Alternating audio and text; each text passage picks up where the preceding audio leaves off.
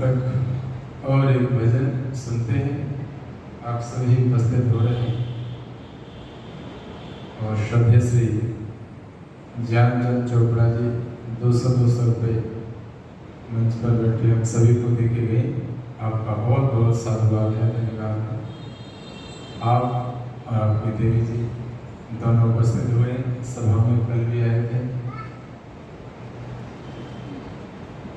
और काफ़ी दूर है मॉडल टाउन से आपका निवास। काम छानीबड़ी में स्नेह समाज से और वैदिक सिद्धांत से, यज्ञ से, आर्य विद्वानों से आपका है भाई। जो आ रहे हैं मैं देख रहा हूँ कैंट से 2 बच्चों को साथ में श्रद्धेय श्री ज्ञान प्रकाश जी, ये नाम ना भूल तो नहीं है, ठीक है, वो याद है। तो अपने शायद पौत्रों को लेकर के आए हैं, दोनों पौत्रों को लेकर आए हैं दादाजी के साथ में। जब तक ये व्यवस्था आर्य समाजों के सत्संगों में थी कि पोते जो है वो दादा के साथ में आर्य समाज के सत्संग में जाते रहे, और हम जितने लोग जो आप बैठे हैं और बहुत सारे लोगों ने ये चीज़ देखी होगी कि हम अपने पिताजी या दादा की उंगली पकड़ के आर्य समाज के सत्संगों में जाते रहे। वो लोग ही आर्य समाज से आज भी उनके विचार जुड़े हुए हैं। उन्होंने बचपन में आर्य समाज के भजन और उपदेश प्रवचन को सुना है कि बचपन का जो संस्कार पड़ता है वो चाहे जैसा भी पड़े, व्यक्ति का पूरा मानस पटल वैसा ही तैयार हो जाता है। बचपन में युवा पीढ़ी या बालकपन के बच्चे जो संस्कार देखते हैं, सुनते हैं, वैसे ही जीवन का निर्माण हो जाता है, वैसा ही चित्त तैयार हो जाता है। इसलिए बच्चों को ही सत्संग में आना चाहिए। आइए एक भजन और मिलकर के हम सभी गुनगुना लेते हैं। उसके बाद में संदीप जी के संगीत के माध्यम से सुंदर भजनों को सुनेंगे और चर्चा को श्रवण करेंगे। तब तक और लोग आ रहे हैं। आओ, बहुत सुंदर शब्द कवि ने लिखे, मेरे साथ मिलकर के आप सभी गुनगुनाएंगे।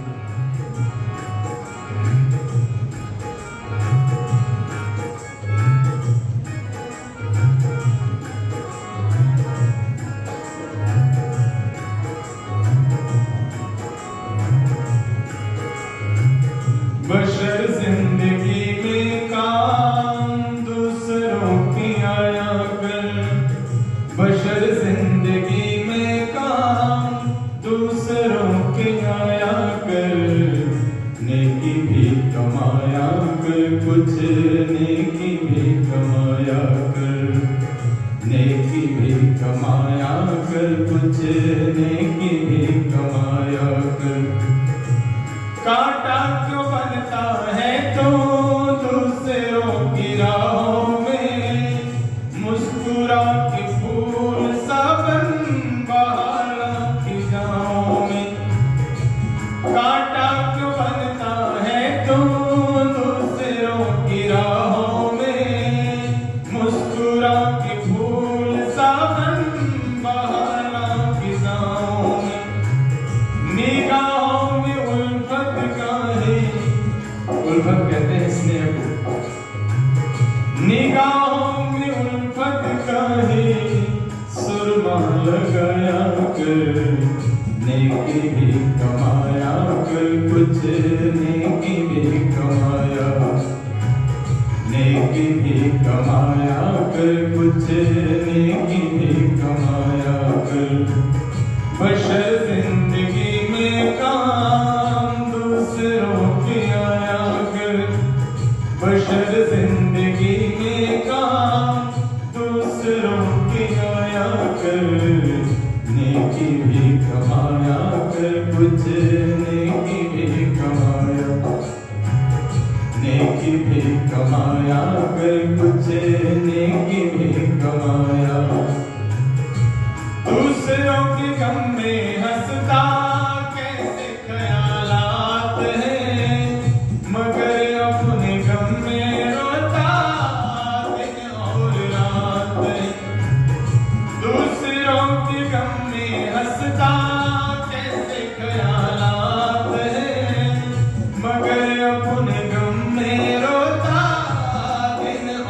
रात है।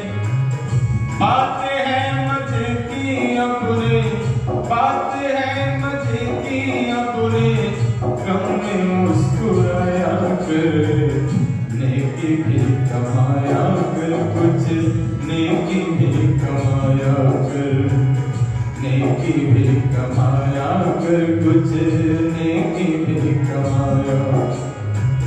बशर जिंदगी में काम दूसरों की आया कर, बशर जिंदगी में काम दूसरों की आया कर, नेकी भी कमाया कर, कुछ नेकी भी।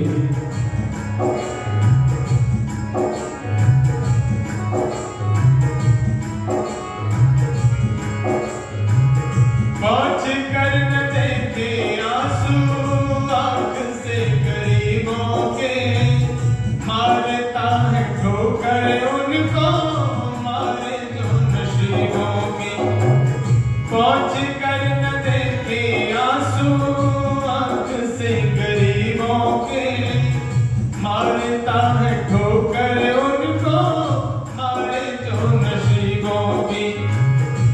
जख्मों के ऊपर किसी के, जख्मों के ऊपर किसी के मरहम लगाया कर, नेकी भी कमाया कर, कुछ नेकी भी कमाया, नेकी भी कमाया कर, कुछ नेकी भी कमाया कर। बशर जिंदगी में काम दूसरों की आया कर, बशर जिंदगी में काम दूसरों की आया कर, नेकी भी कमाया कर, कुछ नेकी भी कमाया कर, नेकी भी कमाया कर, कुछ।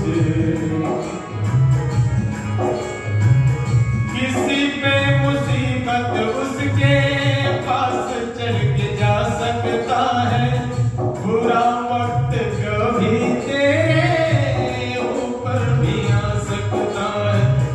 किसी पे मुसीबत उसके पास चल के जा सकता है, बुरा वक्त कभी तेरे ऊपर भी आ सकता है। जगता है माला मन को, जगता है माला मन को, पापों से बचाया कर, नेकी भी कमाया कर, कुछ नेकी भी कमाया कर, नेकी भी कमाया कर, कुछ नेकी भी। बशर जिंदगी में काम दूसरों की आया कर, बशर जिंदगी में काम दूसरों की आया कर, नेकी भी कमाया कर, कुछ नेकी भी।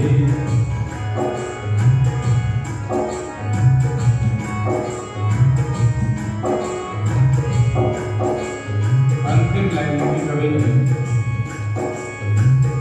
राम की जय बोले काम रावण के कर रहा, कर्मठ है भूला रब को मौत से न डर रहा। राम की जय बोले काम रावण के कर रहा, कर्मठ है भूला रब को मौत से न डर रहा।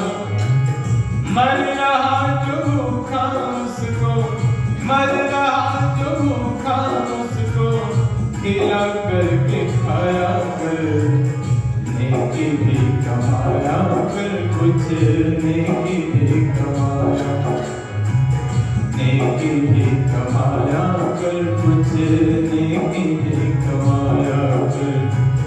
बशर जिंदगी में काम दूसरों के आया कर, बशर जिंदगी में काम दूसरों के आया कर, नेकी भी कमाया कर, कुछ नेकी भी कमाया कर, नेकी भी कमाया कर, कुछ नेकी भी कमाया। नेकी भी कमाया मैं कुछ नेकी भी कमाया।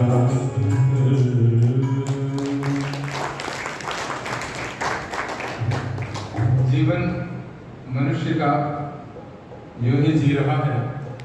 अंतिम लाइन लिखी, राम की जय बोले काम रावण के कर रहा, करवट है भोला रब को मौत से न डर रहा।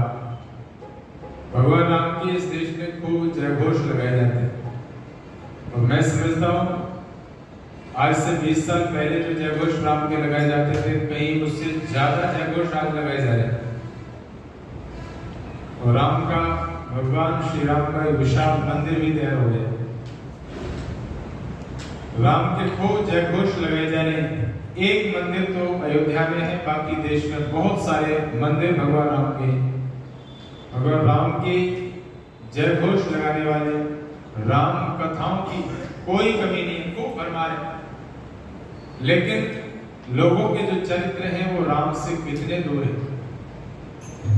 भगवान श्री राम के समय पर रावण के घर में सीता जी सुरक्षित थी, उनके चरित्र पर हाथ नहीं डाला रावण ने।